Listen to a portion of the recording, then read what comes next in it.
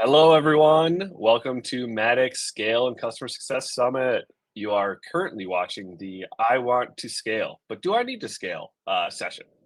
I'm excited to introduce our speaker. And as I introduce him, I'm going to give him, and he's going to answer our icebreaker question, which is what would you like to scale in your personal life? So, with no longer waiting, here's Sean Reed, the manager of customer growth at Persanio. Uh, Prior to joining Persanio, he was part of the CS team at HubSpot, where he also led training programs for new hires. Hey, Sean. Hi, good to be here. Thanks so much for having me. So yeah, Sean, what would you like to scale in your personal life? I'm a bit of a topical piece for myself at the moment. I would love for the ability for someone to scale out if my home can detect if something is about to break or something is on its way to malfunctioning, so that I can not wait until, I don't know, there's a leak in my kitchen from my bathroom. I would know you have a faulty pipe somewhere. You need to get someone to look at it now. So it costs you a third of the cost and less of the damage. Oh, I would love to have that too. That's a fantastic answer. Well, great. Before we start the session, I just want to a reminder to please add any questions that you have into the chat. Any questions we don't get to, we'll share with our speaker after the session and post the answers alongside the session recording when the resource hub goes live. With that, I'll drop off here and let Sean get to starting. Awesome. So thank you all so much for joining me today. And a hello from Ireland at this stage. Curious to see in the chat how many we actually have from the European side of things who are here late into the day to take part in a wonderful summit like this. But let me tell you a little bit more about myself. As said, I'm the lead for the international customer growth team in Personia, which is a HR solution for SMBs over here in Europe. Prior to that, so I was in HubSpot for 6 years, working on our scaled customer success side of things before moving into our medium segment in the UK. So been in the CS game for about a decade now at this stage and have worked with multiple regions across EMEA in my experience. For anyone who wants to connect afterwards or has any conversations you'd like to have around the CS topics, I'm always at hand to talk about anything to do with scale within customer success. But I'm also here to talk about building CS orgs across multiple regions, how you can scale that up, but also how CS plays a crucial role in tough economic climates for our customers, which anyone who's joining that works with, say, the UK market, especially last year, knows how much CS can be valuable for those kind of conversations. So let's keep the chat going long after this session, and always happy to connect. But of course, I'm here to talk about scale. So what I'm going to first talk about are what are the signs when it's actually time for you to scale out your CS org. To also mention what exactly are the risks that exist if you decide that you are going to scale. Then asking questions about you should be asking yourself before you invest in scale. And then we're going to talk about a few examples for different organization sizes to what scale could actually look like for you in your org. So what are the signs that it's time for you to scale out your team? And if you're part of this session or you're part of this whole summit, you're probably at that position where you're saying, I want to scale things out, or you're thinking about scaling, or there's just those niggling feelings because it is a very buzzword at the moment that I should really scale things. But not everyone is ready to scale, and it's not always the right time to scale. So for me, the actual signs that it's time for you to start really considering scale are on the screen here. The first one is that wonderful soundbite, I wish we had time for. Anytime I speak to an organization about the scaling side of things when it comes to CS, that's usually the one. Is when someone turns around and says that I'm a CSM and I work day and night with my customers on talking about their renewal and I talk about their account pieces, but I really wish I had time to dive more into doing a QBR. Or I really wish I had time to talk about the proactive signals of a sign of a risk as opposed to me jumping in last minute into a conversation. That one sentence is the biggest sign because you're getting itchy, your team are itchy, and it is really time to start looking at what we can scale out. Of course, there are other pieces to go away from that sentence. The first one that I would say is the biggest flag that it's time to scale is an increase in avoidable churn in your organization.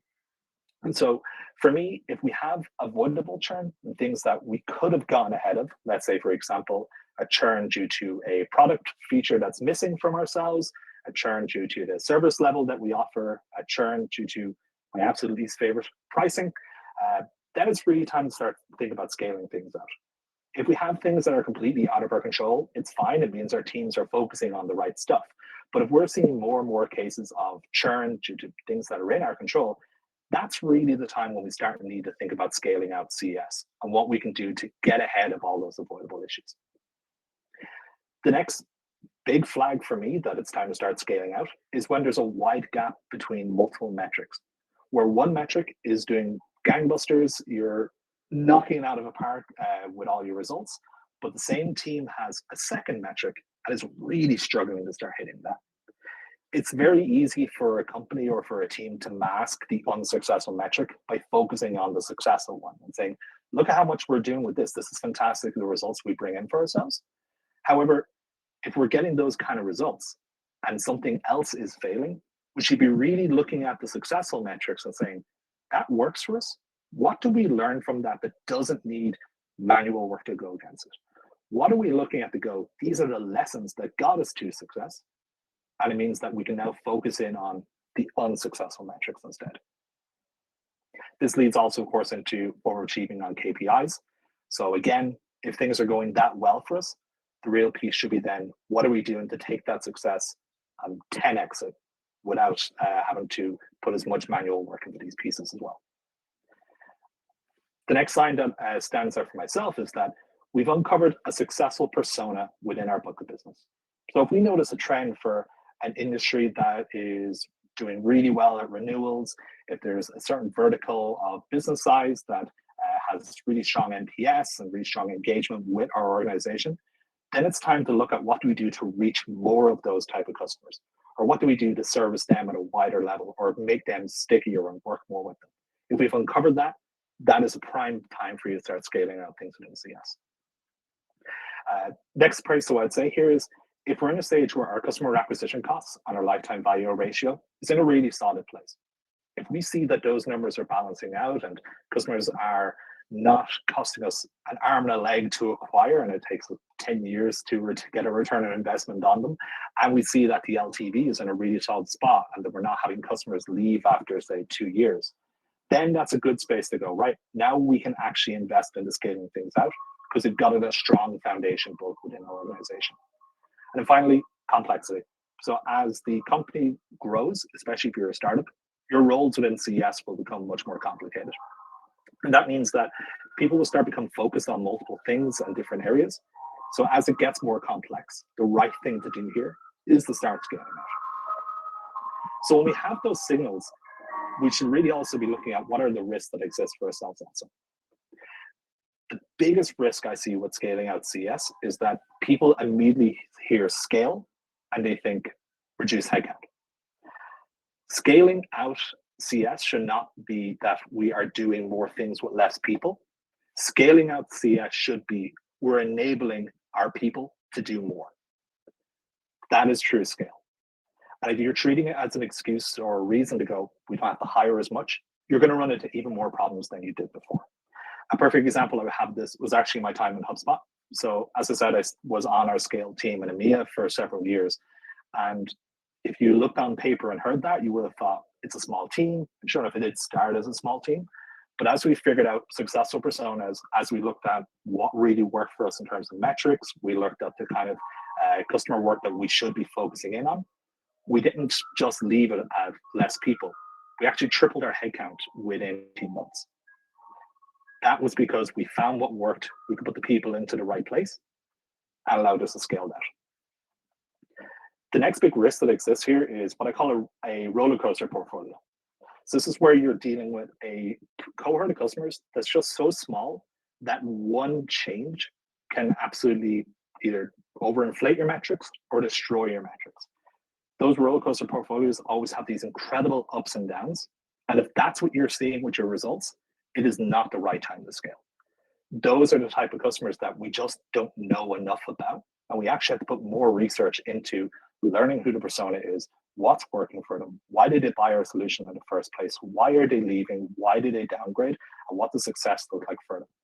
And we get that by spending more time with those customers.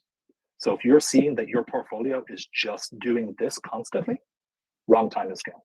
If it's going down, things to scale. If it's going up, time to scale. But it should not be on a roller coaster.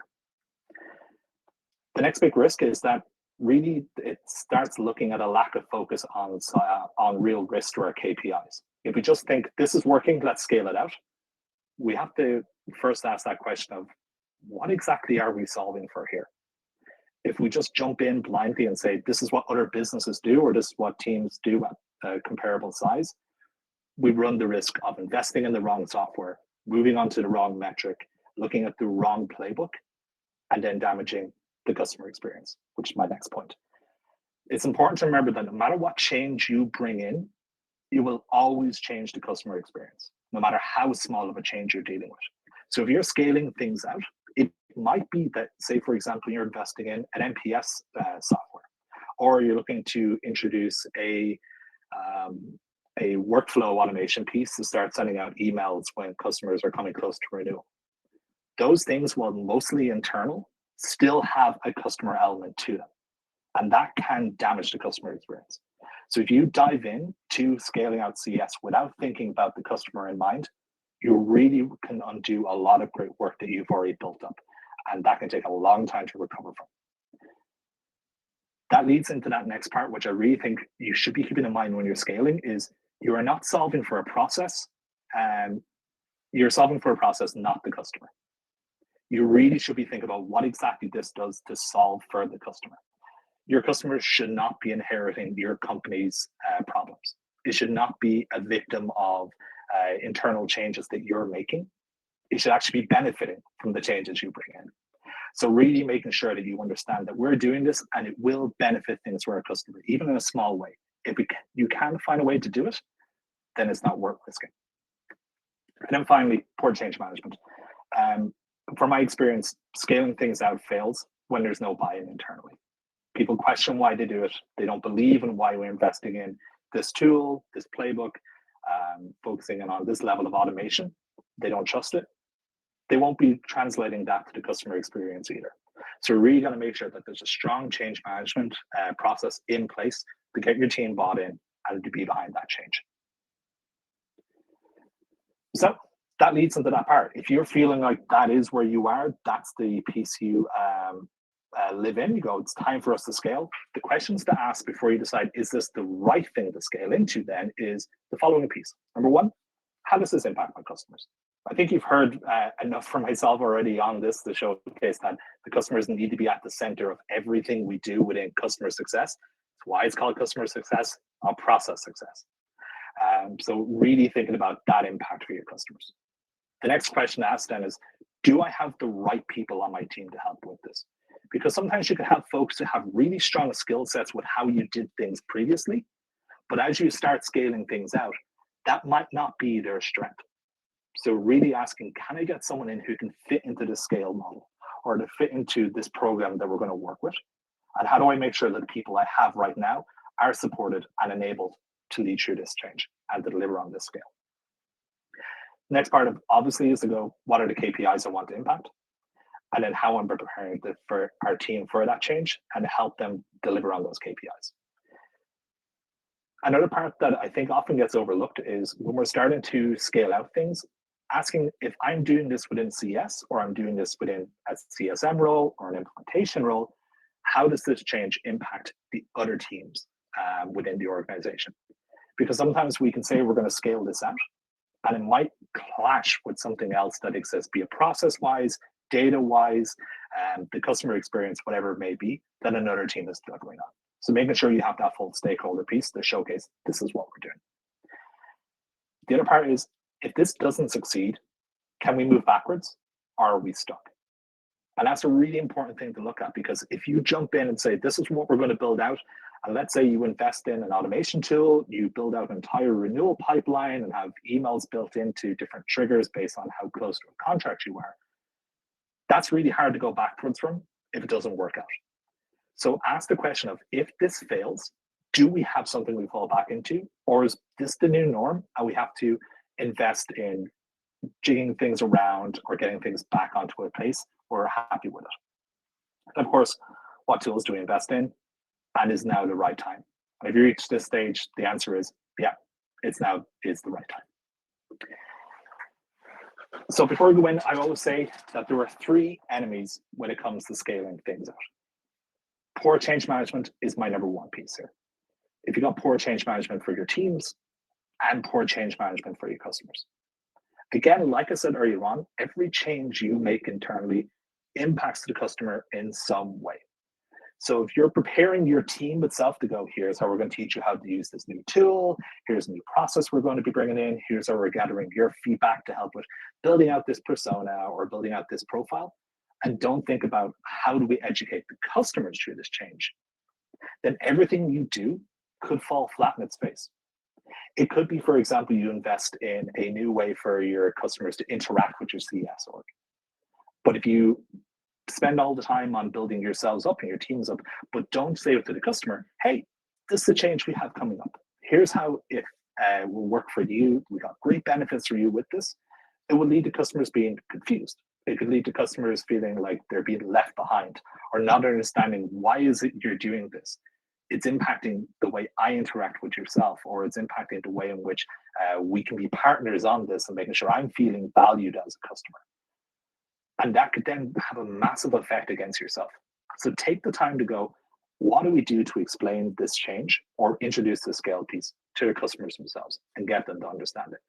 A perfect example I can give into real world part is whenever inside of HubSpot on our scaled approach, when we would have a customer who would move to the scale team, rather than just sending an initial email that says, hey, this is your new point of contact, they're part of the scale team. Instead, we would take the time to explain to them, hey, look, you're going to be moving over to a different POC. This person is part of this team. Here's how they operate. This is the benefit of being with this person for you. So, for example, we talk about how on our scale team, we would have a common inbox so that if a customer sent an email in, it wouldn't be impacted by if your normal point of contact was out of the office. Suddenly, someone else could very quickly get all the case notes that they had, be able to access your account and can just pick up that issue for you or talk you through that pain point that you're encountering or looking for a solution. So you're not left waiting for your point of contact to come back. So as a way of being able to showcase to them, this is the benefit of this scaled approach that we're taking with yourself.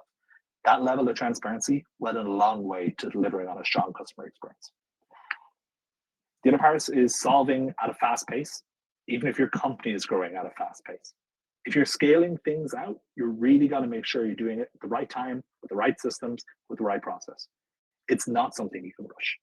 Think back to what I said a few moments ago when we were looking at the things that could be going wrong here as well. It's like you have to make sure you have either a plan B, as Christina has said, into the room, or can we move backwards from this? So it's important to make sure you don't move too fast and find yourself stuck. And if your company is on a rocket ship, you uncovered the next unicorn and things are going absolutely brilliant for you, bringing in lots of great business, don't feel the pressure to match that pace of the business. You really want to make sure that you've done the research, you've got the analysis, and you're making the right moves for your CS org. And finally, the biggest enemy here, putting systems above people.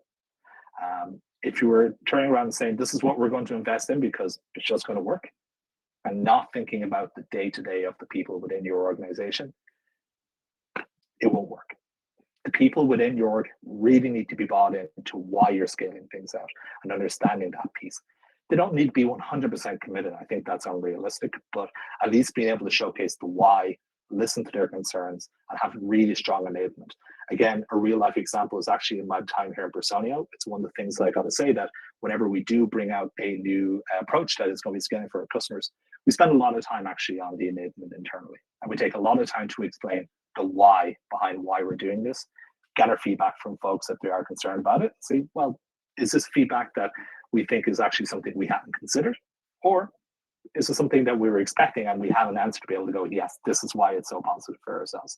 And I got to say, I think the most successful scale program that we've launched here in Personio itself that I recommend checking out is actually what we call Voyage. So it's our way of being able to gather a community and to self-educate our customers as well and create that really strong sense of themselves. That piece has been such a big piece of success for our CS org, and went a lot with educating the teams on why it's important and how it benefits both them and the customer. Taking that time goes a long way towards success at scale. So if we're at that stage, what exactly does scale look like? So what I have here is examples for businesses that are at the different stages themselves to go, what is a realistic way of being able to scale out CS? And throughout this day, you're bound to see lots of sessions to go into even more details on this. But if you're at that startup stage, the main thing that I always say that you're scaling things out is scale for profitability, not just your growth. It could be really you could really start thinking about, we're going to scale out our outreach, or we're going to scale things out by bringing in specialized roles within customer success. Right now, we have CSMs who take care of upsells, account management, implementation, renewals. Let's start getting all those teams built out. We got to be profitable. We're still a startup. So while those are fantastic things to get at, we're not there yet. We've really got to think about keeping the lights on and thinking about how we can get to a stage where we can afford to do all those great things. So basically, don't run, walk. The next piece though that I would say here is like, it's about how do you identify those repeat tasks or repeat topics. So for example, how much time do you spend talking to your customers about a similar topic within the tool? Like, what's the 5 biggest complaints you get from your customers when they're early stages of just starting to use the tool that they always run into those same problems? Solving for that is scale. Those could be the 5 first resources that you build in your academy. Those could be the 5 first playbooks that you enable your CS team to have at hand. But you don't get that until you start looking at what those repeat tasks are or what those repeat topics are. Identify them and scale out, how do we get those pieces in front of our customers or enable our CS folks to have really meaningful conversations on these topics. If I was to invest in one tool though, as a startup, and I was starting again within CS, I would say video communications. What can we do to bring in more video for ourselves? Because video has a really amazing ability to deliver a strong customer experience for someone. And I always say to my own team that there's a lot more power between you sending an email with a wall of text or a short email and using a video format in it for the customer to read. That takes less time to record the video than reading the email, but customers always give stronger feedback about the video because it feels more tailored towards them and more specialized and has the appearance of creating more effort. So it goes a long way towards the customer experience, but speeds things up for your team. And then when we're looking at those processes within CS, so implementation, upsell, cross-sell, and renewals, I would start looking at what can you do to start creating pipelines for these processes and find automation that can fit in them. Do you need an email to be triggered 60 days before renewal or 180 days before renewal to do a check-in on how happy the customer is with those pieces? Find what works there and introduce that at the startup stage. If I'm growing, if things are going really well for myself, my employee count is growing, my customer base is growing, this for me is the most important part of scaling out CS.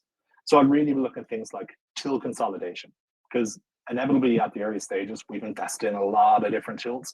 Now it's time for us to find what are the commonalities that exist with those toolscapes and start reducing them into 1 or 2 really powerful tools that exist for ourselves, so that we can grow, we can expand even more with those powerful pieces.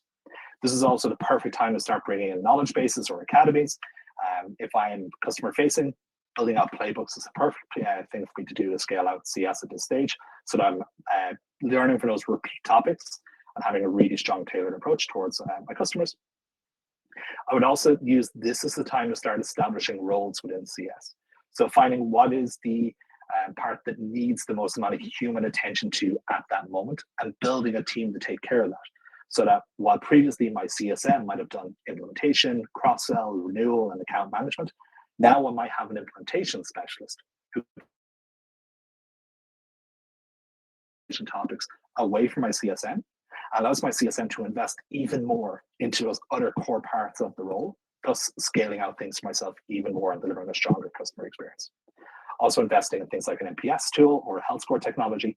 And this is where I start looking at customer segmentation. So finding those customers that work really well for us. How do we automate things to go out towards those customers? What do we do to find signals that these are the customers we should be spending more time with because they bring greater expansion, or these are the customers that need more handholding at the renewal process as well to avoid those avoidable churns. And then finally, if I'm at that mature stage, hit IPO, in a Fortune 500, everyone's looking at myself as a key big player in this space, still time to scale. This is where we look at more things like an automated renewal process. So not having a human there for all customers, only the customers that need a human against it. Enabling our customers to do more in-app purchases, because now we have the technology to showcase what customers do really well with what add-on. So allowing them to make the purchase in-app instead of having to speak to a human being, or even confirm their renewal within the app itself. Bringing in standardization for discounts is another great way of scaling at this stage. So we've established ourselves, we know it works. So it's time for us to just have those parts of saying, if you're a customer, your discount can be A, B, or C, depending on these verticals, and that's it. There's no other options. Investing in AI, I think if you're at that stage of maturity, you'd be foolish to not look at AI within CS. Also looking at our churn risk signals, so we can get ahead of all those avoidable churns. And finally, even more role specialization within customer success. And not just thinking about the customer-facing roles, but those absolute rock stars and heroes that do everything in the background to make teams like mine look as great as they could, because they've got such solid folks behind them within CS, such as working on their academies, working on our knowledge bases, working within data science or CS science, or looking at our operations teams. And that is myself. So what I would say, if any questions at all that might pop up in the chat, or happy to answer anything else offline as well. But thanks so much for listening to me, and I'll hand over to any questions that might be here. Awesome. Well, thanks, Seán. Thank you so much for the presentation. Let's see if there is any questions. And here, I'll stop sharing. Looks like we don't have any questions in the chat, but luckily we've got some backup. So let me just start with, and if anyone has any other questions, feel free to add them in the chat while we're going here with the few minutes that we have left. So Seán, what does good change management look like? It goes back to the piece of like considering both your team and the customer as well. Really strong change management I've seen in practice has been ones that said, this is how you can talk to your customers about this change. And this is the impact it will have for them. So you're prepared to be able to navigate some tough conversations, because no matter what, I don't care what anyone says, change sucks. Everyone is intimidated by the change no matter what, but it does work out. It does lead you to be more progressive and get things better for yourself. But that initial piece, always scary. So it's going to be scary for your customers as well. So strong change management takes care of the customer as well as your internal processes. Excellent. Thanks, Seán. We got a question from Stephanie in the chat. We implemented a CS platform before we were ready. I'm not renewing that. So what would be the next best thing to implement? Google Sheets. And I agree. In all honesty, I find that if you're not at that stage to invest in a CS platform, ain't nothing wrong with the free tools that are out there. And even my own self today, we have a lot of great tools that we use. Things like HubSpot, for example, on like on the automation part. But still, we feel there's a lot more value with having something that is just a really strong Excel sheet. And I'm not afraid to say, it's like we have other tools we use. I still often go back to my G Sheets to look at the renewal processes as well. So definitely investing more in G Sheets. Yeah, I can definitely agree to that. Even with all the nice tools we have, sometimes you end up just tracking stuff in Google Sheets, sometimes Excel, depending on what fits best, or Google. Yeah.